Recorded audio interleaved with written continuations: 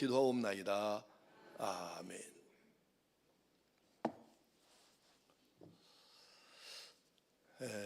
오늘 말씀은 이제 7절 말씀에 그 답이 사실은 나와 있어요. 그래서 그렇긴 한데 13절까지의 말씀 그리고 또 그 사실 이게 중요한 말씀이긴 한데 이해하기가 좀 어려워요. 이 번역도 그렇고 실은 헬라어 원어 성경을 봐도 이게 해석이 좀 쉽지는 않습니다. 어려워요. 그래서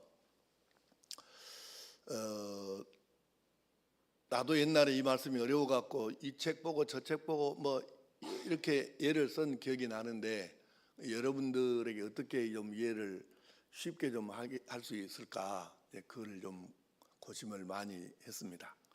하여튼 최대한 쉽게 좀 설명을 해드리려고 합니다. 이 율법이라는 것이 그래요. 율법을 온전히 행하는 사람이 세상에 한 사람도 없었잖아요.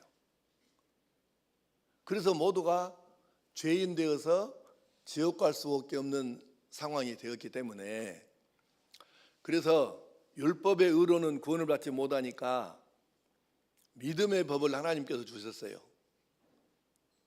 예수님을 보내주셔가지고 우리 죄를 대신 지고 십자가에서 죽으셔서 우리 죄를 씻어주시고 이것을 믿음으로 받아들이는 사람들에게 구원을 선물로 거저 값없이 주셨는데 우리가 이것을 믿음으로 구원받는다고 하지요.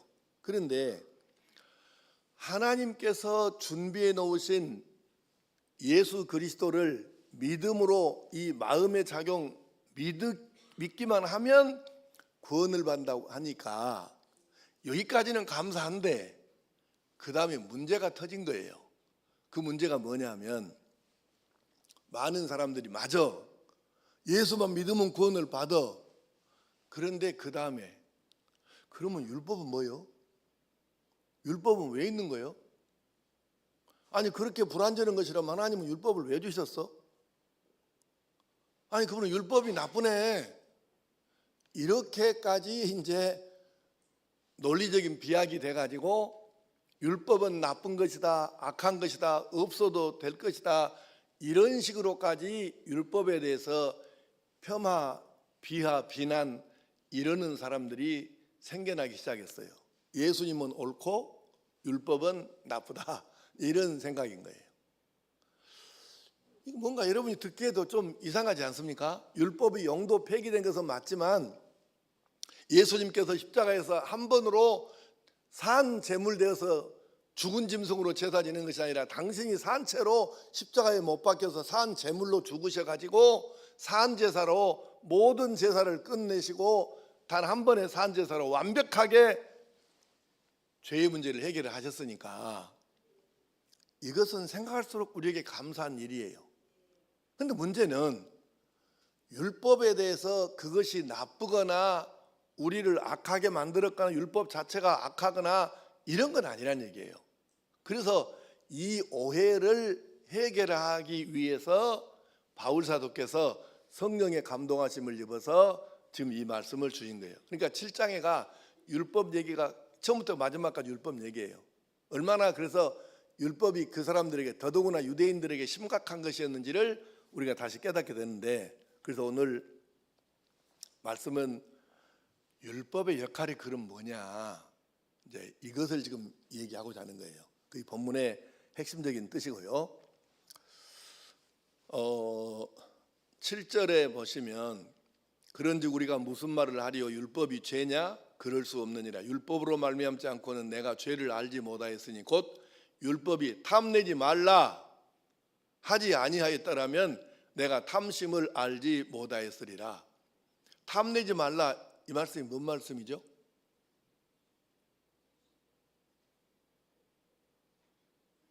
입안에서 오물오물 하지 말고 이게 뭔 말씀 같아요? 탐내지 말라.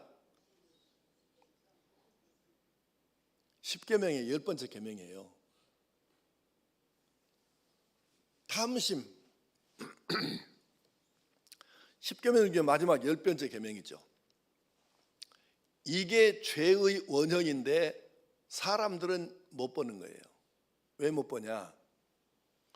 탐심으로 인해서 드러나는 죄의 행위는 볼 수 있지만 탐심, 탐내는 마음, 그것은 속에 있기 때문에 이 육신의 눈으로 볼 수가 없는 거예요. 그래서 탐내지 말라 하셨는데 이 탐심, 이것을 사람들이 알지 못해요. 속에 흉악한 흉측한 이 탐심을 가지고 있어도 사람들이 볼 때 그 사람이 겉으로 막 이렇게 그 구제하고 조폭들 청소년 선도한다 그래갖고 막 돈 내놓고 막 교도소 문항 위문 가고 뭐 이런 짓 하잖아요. 그러면 사람들은 그 안에 흉측한 죄의 마음이 들어있는데 이것은 못 보니까, 탐심심을 못 보니까, 마음을 못 보니까 겉으로 막 명함에가 빽빽하게 써 있잖아요. 청소년 선도위원회 뭐 위원장 뭔 위원회 뭔 위원 이런 식으로 그걸만 보고 와, 이 사람 선한 일 착한 일 많이 하네 이렇게 칭찬을 한다는 거죠. 사람은 못 봐. 껍데기만 보지 그 안에 있는 마음을 대개는 못 봐. 왜냐하면 투식은사 있는 사람이 지구상에 몇이나 있겠어요. 우리나라에도 많은 그리스도인들 있지만은 투식은사를 가진 사람은 몇 사람 안 되잖아요. 그러니까 마음을 못 읽는 거예요. 그래서 사람들이 탐심으로 인해서 생겨지는 수많은 죄 악들이 행해지는데 이것을 모르니까. 그런데 하나님은 우리의 무엇을 보셔요? 중심, 마음이죠. 마음. 사람들이 볼 수 없는, 보지 못하는 마음을 보시기 때문에 이 죄의 출발점, 탐심, 탐내는 마음을 이걸 보신다는 거예요. 그리고 이것을 죄라고 규정을 해 주셨는데, 자, 하나님께서는 그래서 이거를 전부를 보시고 판단하시고 심판을 하시는 거예요. 예를 하나 더 들어봅시다. 자, 사랑은 좋은 것입니까? 나쁜 것입니까? 무조건 선생님하고 생각하고 대답을 해야 돼. 사랑은 좋은 것입니까? 나쁜 것입니까? 이렇게 말하면 이제 아까 처음에 좋은 것이라고 했던 사람들이 한 3분의 1은 말을 못해. 이제 생각해보고 말을 하면 다시 묻겠습니다. 사랑은 좋은 것입니까? 나쁜 것입니까? 이제 이번에는 내가 헷갈리네. 사랑은 좋은 것이죠. 그래서 적극적으로 사랑하라고 강력하게 우리에게 명하시는 거예요. 자, 선은 좋은 것입니까? 나쁜 것입니까? 사랑하라. 내가 너희를 사랑한 것 같이 너희도 서로 사랑하라 하신 것처럼 선을 행하라 하셨어요. 그러면 잘 기억하셔야 돼요. 선을 행할 줄 알고도 하지 아니하면 그게 뭐라고요? 그렇죠. 죄가 되는 거예요. 사랑하라 했는데 사랑하지 않는 것, 미움은 뭐가 돼요? 이것을 여러분들이 잘 기억하셔야 돼요. 사랑하라, 선을 행하라 이 말씀을 알고 있다면 여러분이 안 하는 것은 죄에 속한다는 것을 알고 살아야 되는데 이 반대쪽 얘기는 하는 사람들이 별로 없다는 거예요. 하나님께서 사랑하라고 말씀하십니다. 교회마다 목사님들마다 사랑하라고 설교합니다. 그러면 설교가 좀 은혜스러우면 준비를 잘해서 설교를 잘하면 교인들이 사랑하라 이 말씀에 대해서 은혜를 받고 감동을 받아요. 여기까지는 좋은 거예요, 안 좋은 거예요? 좋은 거예요. 근데 문제는 또 그 다음에 있어요. 그러면 은혜 받고 감동 받아서 사랑하라는 설교에 하나님 말씀이라고 하고, 그래서 이렇게 은혜 받고 감동 받았으니까 가령 오늘 저녁에 수요 설교에 사랑하라 그랬다 그러면 은혜 받고 감동 받았는데, 그러면 은혜 받고 감동 받은 이 성도들이 내일 모두가 내일부터 사랑하고 사냐, 사랑하는 사람으로 사느냐, 이제 이것을 여러분들이 한번 스스로 생각해 보시라는 뜻입니다. 그렇게 사는 사람도 물론 없지는 않아요. 근데 그 수가 너무 적다는 데 문제가 있는 것이고, 또 심지어는 이러기도 해요. 사랑하라 주일 설교를 들었어. 그래서 모두가 아멘 아멘 하고 막 이렇게 은혜 받은 척하고 했어. 그런데 며칠 지나가지고 또는 몇 주 지나가지고 교인들끼리 서로 파가 갈려가지고 막 싸움을 하고 막 복잡을 해요. 내가 며칠 전에 어떤 목사님을 만났는데 나는 너무 감사한 거예요. 우리 교회 당회가 그 교회 당회는 자기가 부목사 할 때 실제로 그 장면을 한 번만 본 것도 몇 번을 봤대요. 당회에다가 장로들이 치고펴고 하니까 서로 도망가고 쫓아 잡으러 가고 막 빙빙 교회 예배당 안을 빙빙 돌고 막 이런 걸 자기 눈으로 몇 번을 봤다네. 진짜 우리 장로님들 감사합니다. 네.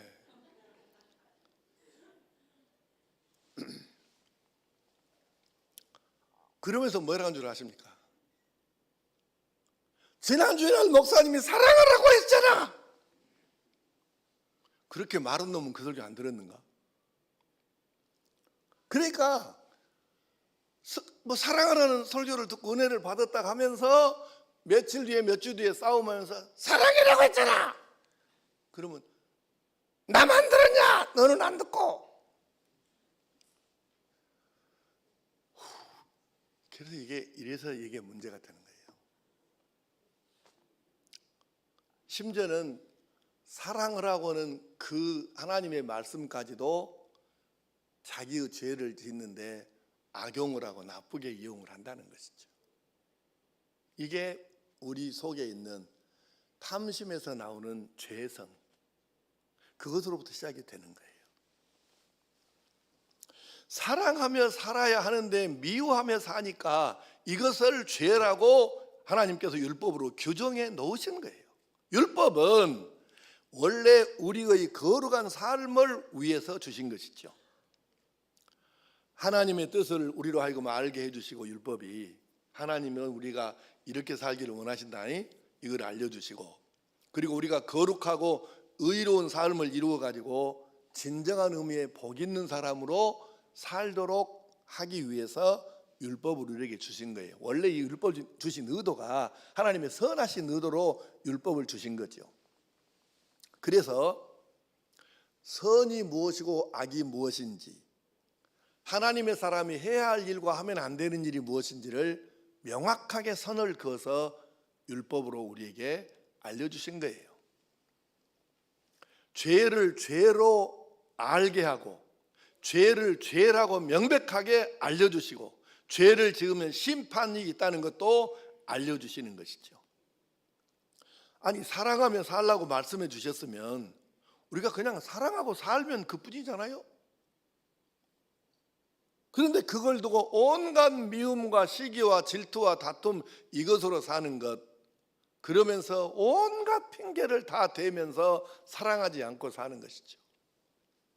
자, 오늘 본문의 8절 말씀을 한번 다시 보십시다. 자막 보시고 시작. 죄가 기회를 타서 계명으로 말미암아 내 속에서 온갖 탐심을 이루었나니 이는 율법이 없으면 죄가 죽은 것임이라. 아멘. 11절 시작. 죄가 기회를 타서 계명으로 말미암아 나를 속이고 그것으로 나를 죽였는지라. 아멘. 방금 읽은 8절과 11절에 똑같은 말이 들어있어요. 그게 뭐냐면 8절, 그러나 죄가 기회를 타서, 11절, 죄가 기회를 타서, 똑같은 말이 죄가 기회를 타서 두 번 나오죠. 이게 뭔 뜻일까? 자, 이런 격언이 있어요. 기회는 준비하고 기다리는 사람에게 찾아온다. 들어봤어요? 아니, 전혀 이렇게 눈빛이 이렇게 학교를 안 다닌 사람처럼 표정이 그래가지고 지금 헷갈리는 거예요. 기회는 준비하고 기다리는 사람들에게 찾아온다. 그 사람의 것이다. 유명한 명언이잖아요. 그런데 이 명언을 좋은 사람들이 선용하기도 하지만 이 명언을 가장 잘 이용하는 것이 마귀입니다. 여러분 새겨 들으셔야 돼요. 이 좋은 말을, 명언을 가장 잘 이용하는 것이 마귀라고요. 이 마귀는 우리 마음속에 웅크리고 기다리고 있습니다. 조용히 준비하고 기다리다가 마음의 신앙에 조금만 빈틈이 생겨도 즉각 파고드는 거예요. 조용히 기다리고 있습니다. 그러다가 우리가 신앙이 뭐냐면 하나님과 나와의 어떤 관계성을 말하는 건데, 여기에 조금만 빈틈이 보여도 팍 치고 돌아서 탐심으로 인하여 생기는 죄악을 저지르게 만드는 거예요. 기다리는 거 이거 선수입니다. 마귀가 선수예요. 우리 마음속에 조용히 들어와서 웅크리고 있다가 그냥 기다려요. 평소에는 막 성령이 충만하고 막 기도를 열심히 하고 예배에 성공하고 그러면서 믿음이 있을 때에는 이것이 어떻게 비집고 나올 틈이 없어요. 근데 우리 하나님과의 관계에 있어서 신앙이 조금만 흔들리고 빈틈이 보이잖아요. 그러면 어떻게 그렇게 잘도 하는지 팍 치고 들어와서 우리 마음을 뒤집어 놓고, 여러분 섭섭마귀란 말 들어봤죠? 누구한테 서운하게 생각이 되어지고 그때부터 사이가 벌어지기 시작하고, 이게 보통 골치 아픈 게 아니에요. 이게 선수입니다, 마귀가. 평소 같으면 전혀 그럴 사람이 아니라고 대부분 사람들이 인정을 해. 그런데 그 사람도 조그만 빈틈이 보이면 치고 들어와서 넘어지게 만드는 거예요. 심각하죠. 그래서 우리 마음에 파고들어가지고 온갖 핑계, 온갖 이유를 다, 말이 되기도 하고 안 되기도 하는 이유를 들이대면서 사랑하지 못하게 하고 반대로 몰고 갑니다. 네. 죄성, 이것이 죄라고 율법이 그래서 규정해 놓은 것이에요. 그래서 사랑하지 못하는 것은 어떤 마귀가 꼬여서 어떤 이유를 갖다 대고 어떤 핑계를 붙이더라도 그래도 그건 죄다, 이렇게 규정해 놓은 것이 율법이에요. 그게 어디서 왔냐? 탐심에서 왔다. 명확하게 규정을 해 주시잖아요.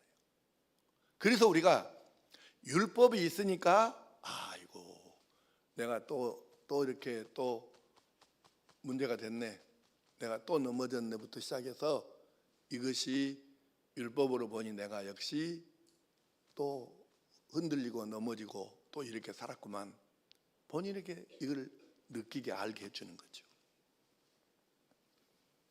9절 말씀으로 한번 넘어가 봅시다. 시작. 율법을 깨닫지 못했을 때에는 내가 살았더니 계명의 이름에 죄는 살아나고 나는 죽었도다. 아멘.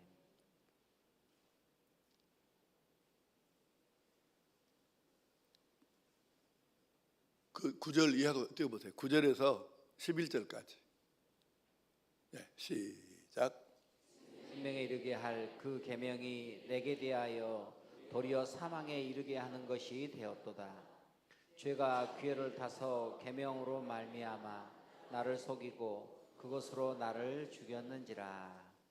아멘. 이게 어려운 말이에요. 율법을 깨닫지 못했을 때는 내가 살았더니 계명의 이름에 죄는 살아나고 나는 죽었도다. 그러니까 율법이 왔으면은 오히려 내가 죄에 대해서는 죄는 죽고 율법이 내가 살아야 되는데 지금 반대로 얘기를 하잖아요. 10절에는 생명에 이르게 할 그 계명이 내게 대하여 도리어 사망에 이르게 하는 것이 되었도다. 죄가 기회를 타서 계명으로 말미암아 나를 속이고 그것을 나를 죽였다고 하니, 이게 지금 이해가 잘 안 될 수밖에 없는 말씀이죠. 이 말은 무슨 뜻이냐면 이런 뜻이에요.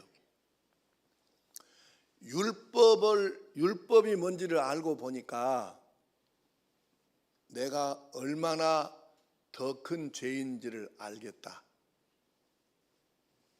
율법을 정확하게 공부해서 알고 봤더니 와, 세상에 내가 이런 죄인이었네. 이것을 깨닫게 됐다는 거예요.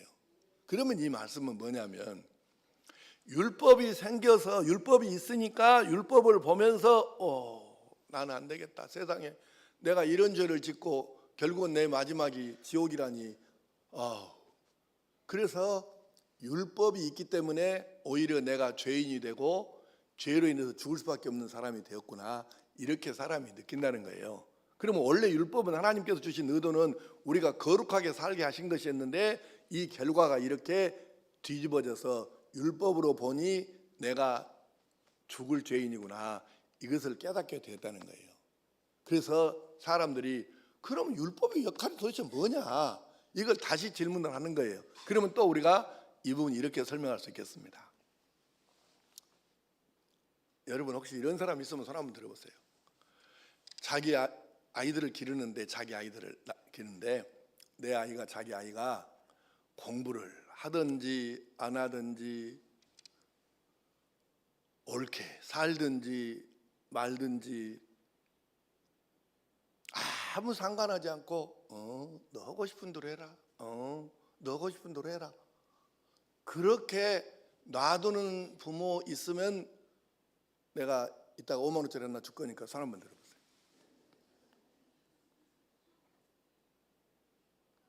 아니 근데 한 명도 없어요?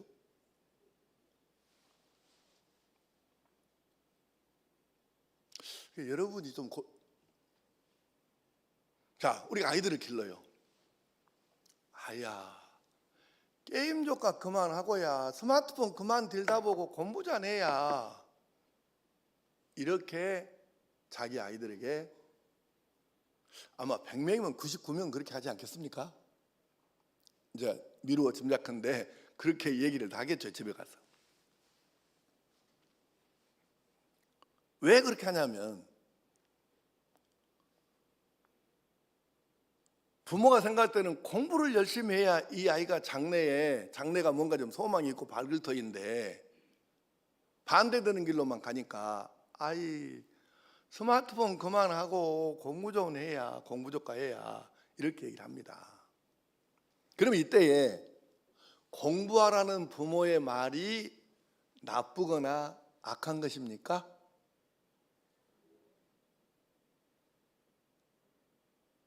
대답을 안 하는 사람의 마음은 뭔 뜻이에요? 공부하라, 스마트폰 그만하고 게임 그만하고 공부해라고 하는 말이, 부모의 말이 나쁘거나 악한 것입니까? 아니라면서요. 그러면 망하든지 흥하든지 지가 깨닫고 나서 그때 가야 저놈이 말을 듣지 내가 해봐야 효과가 없다. 그러니까 입만 아프지 그냥 상관없으니까 그냥 네 깨달을 때까지 그냥 네 알아서 해보라. 그렇게 부모가 놔두냐 그 말이에요. 여기서 부모가 자기 자식에게 게임 그만해야, 스마트폰 그만해야, 공부 조카해야 이렇게 말하는 것은 나쁠 일이 없고 이것이 말하자면 예를 들어서 선악과를 따먹지 말라 하신 하나님의 말씀은 하나님께서 우리 인류에게 주신 첫 번째 계명이에요. 1호 계명입니다. 1호. 이게 계명이고 이게 율법이에요. 그러니까 마치 우리가 하나님과 우리 사이로 말하면 여러분이 여러분의 아이들에게 스마트폰 그만하고 공부 좀 해야 이렇게 말하는 것은 그 집안에 있어서 계명이고 이게 지금 율법이에요. 쉽게 말하면. 근데 그 율법이나 계명이 나쁘냐 악하냐 그 말이에요. 그럴 수는 없잖아요. 그런데 부작용이 뭐냐면 나쁜 친구들하고 어울리지 말고 공부해라. 이게 나쁠 리가 없잖아. 이 계명이 어떻게 그 가정의 계명 이 율례가 어떻게 이게 나쁜 것입니까? 아야 그 나쁜 아이들하고 사귀지 말고 공부 좀 열심히 해야. 이것은 부모가 자녀를 사랑하는 간절한 염원이 담겨있는 말이고 좋은 뜻의 계명인데 이것을 만약에 나쁘다고 하면 어떻게 되겠냐고요. 그런데도 불구하고 이 부모의 말 때문에 스마트폰만 들여다보고 있고 게임만 하고 있고 공부는 안 하는 이 아이는 부모가 스마트폰 그만해야 게임 그만해야 공부 조카 해봐야 이 말 때문에 이 아이는 사실상 지금 좋은 아이가 안 돼 있잖아요. 나쁜 아이로 지금 부모님의 계명을 어긴 나쁜 아이가 되어 있는 거예요. 하나님과 우리 사이가 똑같다는 얘기예요. 하나님께서 우리가 우리 아이가 잘 되기를 바라기 때문에 잘 되라고 공부를 해라, 스마트폰 그만해라, 나쁜 친구 사귀지 마라, 게임 그만해라 하는데, 이래서 우리 아이가 지기 부모가 준 계명을 하나도 안 지키고 나쁜 친구고 계속 어울려, 게임 계속해, 부모만 눈에 안 보이면 스마트폰 계속 들여다봐, 이러고 있으면 아이가 사실상 나쁜 아이가 이미 됐잖아요. 그러면 하나님께서 우리에게 우리가 잘 되라고 행복하라고 주신 계명과 율례를 그 자체를 어떻게 우리가 나쁘다고 하겠으며, 또 그 말씀이 규정한 바에 따라서 내가 죄인이 되었다고 하면 그렇다고 해서 내가 하나님을 나쁘다고 하시거나 계명을 왜 이런 계명을 줘갖고 내가 죄인 되게 하십니까? 이렇게 하나님을 나쁘다고 하거나 그 계명 성경 계명 자체가 나쁘다고 어떻게 말하겠느냐 그 말이에요.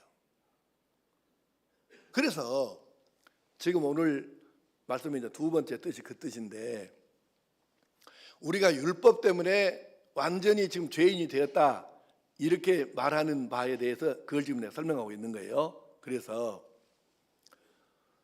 우리가 율법의 역할에 대해서 사실 오늘 13절까지 말씀을 나누려고 했는데 13절 한 절 말씀을 설명하는데 시간이 상당히 지금 많이 가서 어쩔 수 없이 13절은 다음 주일에 한번 더 하려고 해요. 그래서 오늘은 이쯤에서 정리하고 말씀을 마치려고 그러는데, 자, 율법의 역할이 이것입니다. 첫째는 율법은 죄의 무서운 결과가 어떤 것인지를 우리에게 알려주는 거예요. 율법은 죄의 결과가 어떤 것인지를 알려줍니다. 죄의 결과가 무엇이죠? 영원한 사망. 그게 뭐라고? 지옥 가는 거예요. 영원한 사망이니까. 이렇게 죄의 결과는 무섭다. 그거를 율법이 알게 해주는 거죠. 이거 율법이 말씀을 안 해주시면 세상에 죄가 이렇게 무서운 결과를 가져오는지를 우리가 쉽게 알 수가 없어요. 두 번째, 율법은 죄의 능력을 우리로 하여금 명확히 알게 하는 것입니다.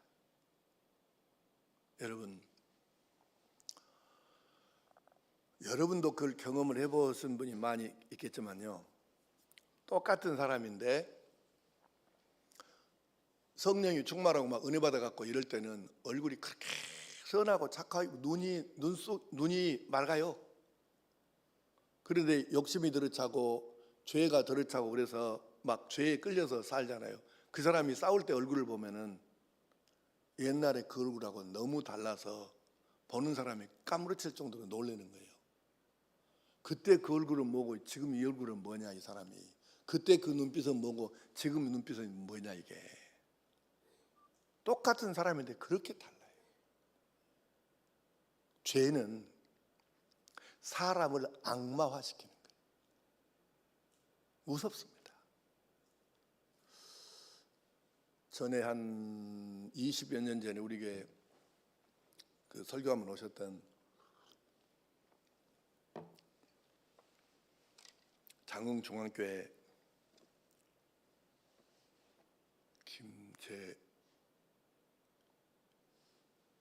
박주선 그 장흥중앙교회 목사님 이름이 뭐였죠? 김재 뭐였는데, 그분이 우리 교회 설교를 했는데 20몇 년 전 얘기인데 내가 지금도 안 잊어버리고 그 설교 시간에 했던 얘기 중 하나를 기억하고 있어요. 그분이요 어렸을 때, 옛날 얘기니까 우리 어렸을 때는 초장이라는 것도 있고 하여튼 그 장례도 그 별스럽게도 했어요. 애기가 죽으면 이 그 마람에다가 이렇게 지푸라기 마람에다 말아가지고 나무 그 숲의 나무에다가 산에다가 이렇게 걸어두기도 하고요. 뭐 초분이라는 것도 있고 하여튼 여러 가지 종류의 그 무덤 장례 뭐 이런 절차들이 있었는데, 이분이 아기 때 길을 가다가 아기가 죽었는데 그 시체를 나무에다가 걸어둔 것을 근데 이제 시간이 흐르면은 이게 지푸라기나 이런 건 썩을 거 아니에요, 비 맞으면.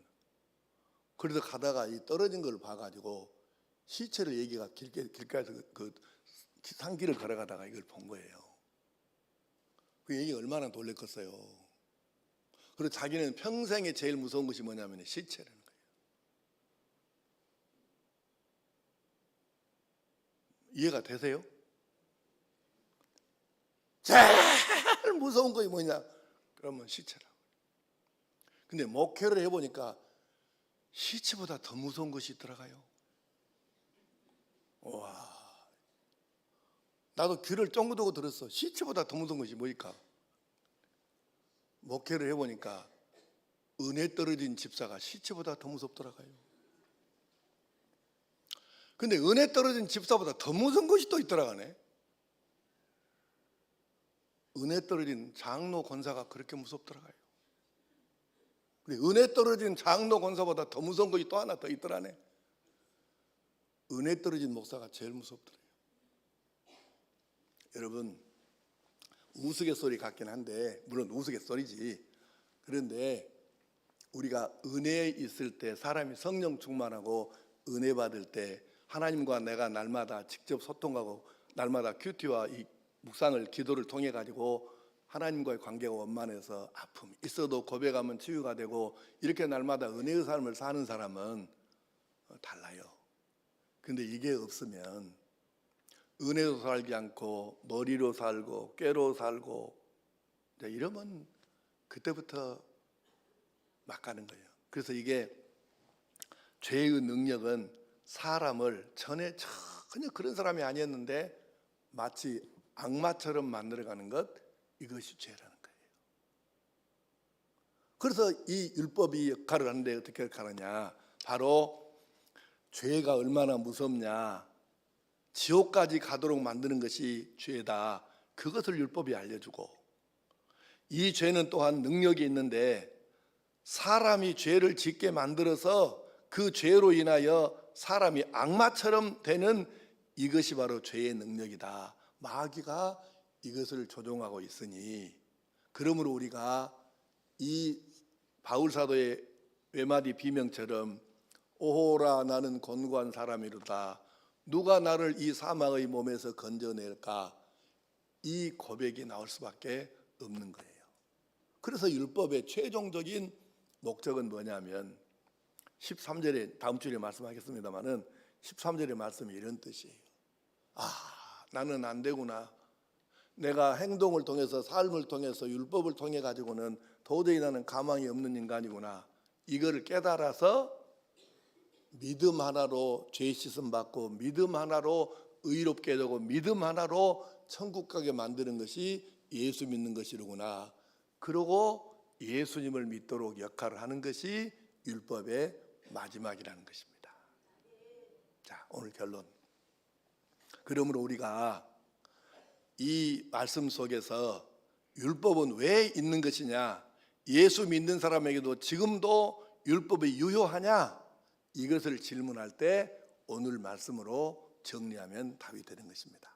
그러므로 율법은 원래 주신 하나님의 의도 자체가 선하고 좋은 것이었고, 오늘 우리들이 율법으로 구원받을 수는 없지만 구원받은 하나님의 아들 되었고 딸 되었으니, 예수 믿음으로 아들 되었고 딸 되었으니 하나님의 아들답게 딸답게 사는 데에는 율법이 역시 유용하다 하는 것을 기억하면서 우리가 더더욱 오직 예수님으로만 구원을 받으며 우리가 하나님의 말씀을 따라 살면서 내가 더욱 성숙한 하나님의 아들, 딸로 살 수 있다는 것을 기억하고, 우리가 그렇게 율법도 어긋남이 없고 믿음으로 의롭게 되는 이 복음에도 어긋남이 없는 하나님 기뻐하시는 성도로 살아갈 수 있기를 간절히 축복합니다.